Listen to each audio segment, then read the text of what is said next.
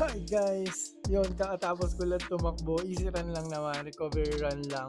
Ito yung ginamit ko sapatos, no? Yung Circes Muscle Dance, yung parang pangalan niya, or Jindo Yun 3.5 if I'm not mistaken, no? Ang ganda ng sapatos na to, no? For everyday runs, for everyday use, no?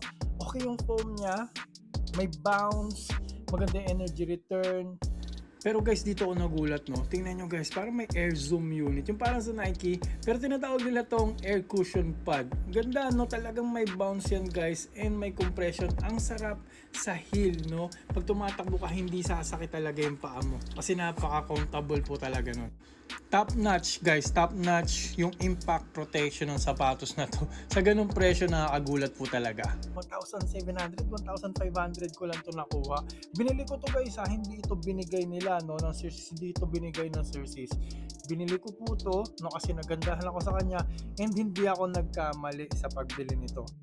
Yung tinanggal ko na sa pakot. Tignan nyo naman kasi guys, very premium siya tingnan, hindi siya mukhang ganung presyo. Very breathable na uppers, mesh po siya na napakagaan, no? Yung foam nga, sinabi ko na kanina, napakaganda. Aesthetically, no, pleasing kasi mismatch. Napakadali lang din itong suotin, no? Kaya parang gustong-gusto ko siya.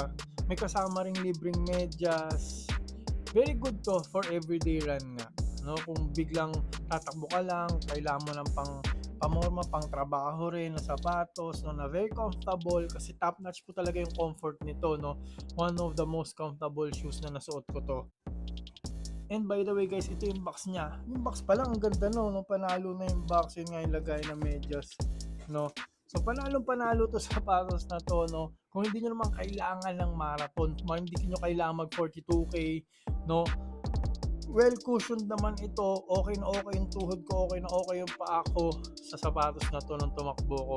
Masarap niya sa paa, promise guys, napakalambot. Kaya guys, highly recommended, itry nyo to kasi hindi naman mabubutas yung bulsa nyo. Nandyan sa yellow basket, i-click nyo lang po yan para matry nyo na now na.